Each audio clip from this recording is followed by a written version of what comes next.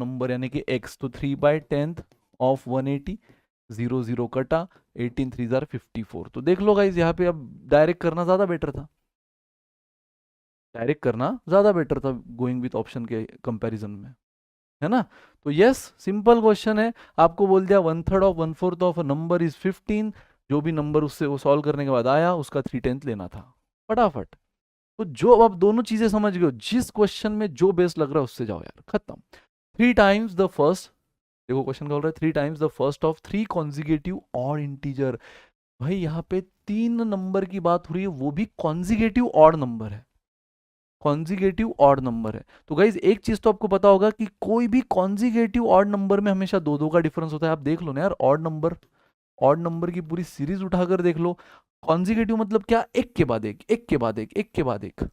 और हमेशा दो कॉन्जिगेटिव, कोई भी दो कॉन्जिगेटिव ऑड नंबर ले लो, इनमें दो का डिफरेंस होता है। तो इस लॉजिक से गाइस क्या मैं एज्यूम कर लूं मेरा फर्स्ट कॉन्जिगेटिव ऑड नंबर है x, तो सेकंड क्या बन जाएगा, दो से ज्यादा, थर्ड क्या बन जाएगा, दो से और ज्यादा। जैसे कि 1 3 5, जो ओरिजिनल है उससे दो से ज्यादा ये है, जो ओरिजिनल है उससे चार से ज्यादा ये है, 1 3 5 अगर मैं एग्जांपल लूँ तो। है तो तीनों ऑड ना, या फिर आप 3 5 7 लो फिर भी यही मिलेगा। तो इतना तो आपको पता है कि अगर वो कॉन्जिगेटिव ऑड है या इवन भी होता तो भी उसमें दो दो का डिफरेंस होता है हर कॉन्जिगेटिव ऑड या इवन में। तो इस बार बोला है कि भाई कॉन्जिगेटिव ऑड इंटीजर है, और क्वेश्चन ने इस बार उस लॉजिक से हमने ये एज्यूम कर लिया। Now 3 times the first of 3, वो बोल रहा है जो इन तीनों में जो पहला है, इन तीनों में जो पहला है यानी कि कौन, x, उसका 3 टाइम द फर्स्ट ऑफ 3। तो इन तीनों में से जो फर्स्ट है उसका 3 टाइम यानी कि 3x, क्योंकि फर्स्ट है x, उसका 3 time 3x of 3 consecutive odd integer is 3 मोर। पता है ये 3x क्या है, 3 से ज्यादा है, 3 मोर बोला इसलिए प्लस, लेस बोला होता तो माइनस करते, 3 माइनस करते हैं ना, जो आपने पिछले क्वेश्चन में देखा भी था। तो is 3 more than twice the third number, ये 3 से ज्यादा है किसके कंपैरिजन में, twice the third number.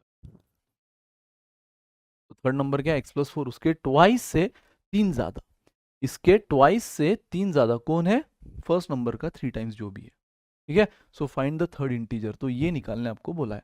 Guys खत्म, पूरा क्वेश्चन एक इक्वेशन बन गया है, एक्स के फॉर्म में सॉल्व कर लो, 3x। जब एक सिंगल वेरिएबल के फॉर्म में इक्वेशन बनता है ना तो जनरली सॉल्व हो जाता है डायरेक्ट। जब ऐसे ए बी, आपको मतलब ये भी अब क्लैरिटी आ रही होगी कि कब गोइंग विथ ऑप्शन जाना है और कब इक्वेशन को डायरेक्ट सॉल्व करना है। जब एक सिंगल वेरिएबल है, खत्म करो सॉल्व करके यार, क्यों टेंशन पाल रहे हो, है ना। या फिर जब ए बी, कभी कभी 3 डिजिट होते हैं, सी कभी कभी A/B, जो आपने देखा B/A, ऐसा कुछ हो तो फिर वहां पे ज्यादा बेटर होता है विथ ऑप्शन, खत्म। सो बात की एक बात, जितने ज्यादा ये वेरिएबल इन्वॉल्व हो रहा है, going with option is the best option. एक ही वेरिएबल का क्वेश्चन बन रहा है, खत्म, डायरेक्ट सॉल्व करो, ऑप्शन की जरूरत भी नहीं। तो देखो 3x एज इट इज, 2 इस पूरे ब्रैकेट को मल्टीप्लाई करेगा, 2x + 8 + 3, ये इधर गया, x हुआ 11। सो ये तो आपको x मिला है, गलती से भी 11 ढूंढना मत ऑप्शन में, क्योंकि ऑप्शन ने दिया है धोखा।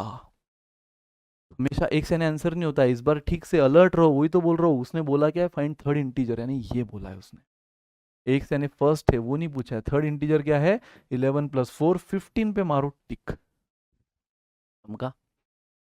सिंपल है, 3 कॉन्जिगेटिव ऑड इंटीजर हमने ले लिया x, दो दो का डिफरेंस मेंटेन करते हुए, कॉमन सेंस, x+2 x+4।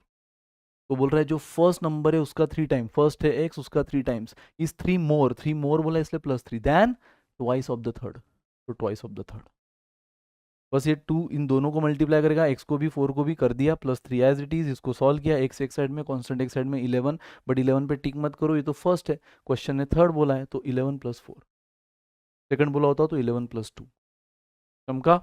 और ये भी आपने चमकाया कि सिंगल वेरिएबल के फॉर्म में डायरेक्ट सॉल्व करो, मल्टीपल वेरिएबल है, गोइंग विथ ऑप्शन। चलो guys, now the sum of digit of 2 digit number is 15।